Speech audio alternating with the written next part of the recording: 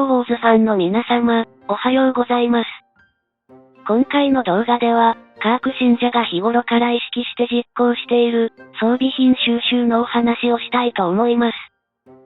視聴者様の中には、装備品は、エメラルドを使って、馬車から購入するよ、という人もおられると思います。羨ましいなぁ、カーク信者なんて、エメラルドを使って装備品を購入したことなんて、一度もないのに。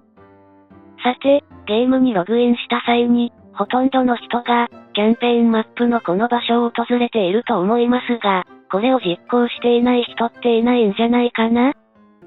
キャンペーンマップの第9章には、オーロラのソウルストーンと一緒に、紫色の装備品をもらえる場所があります。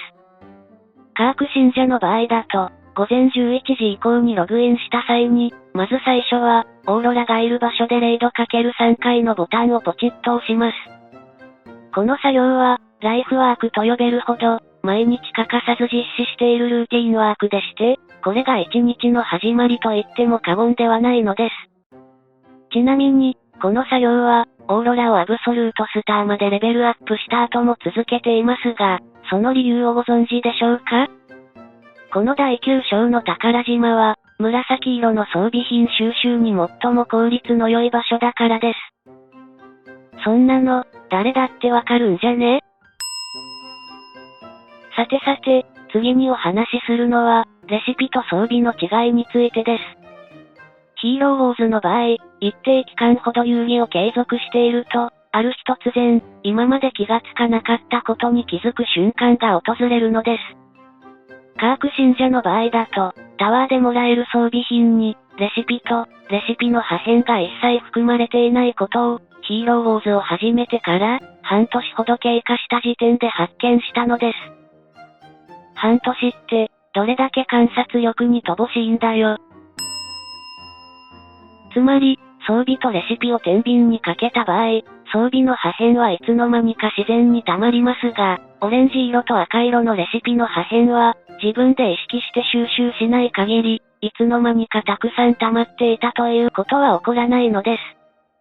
このことに気がついた日から、カーク信者は、赤色とオレンジ色のレシピをもらえる場所を中心に、レイドをするようになりました。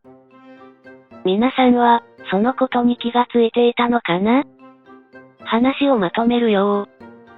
装備品の集め方については、人それぞれ考え方の違いがあると思いますが、次のように収集パターンを区別すると、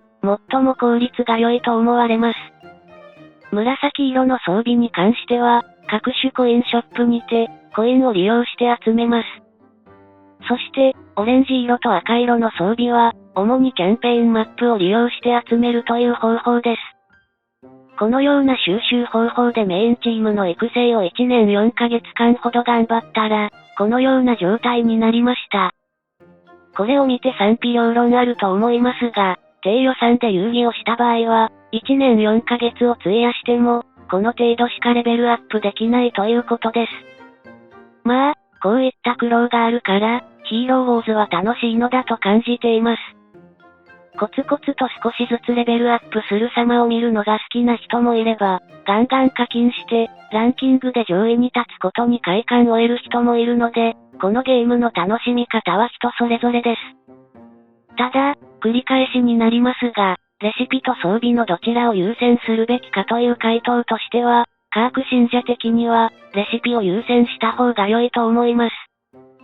そうすることにより、装備を均等に収集できるのではないかと考えています。さて、動画終了のお時間になりましたので、今回はここまでになります。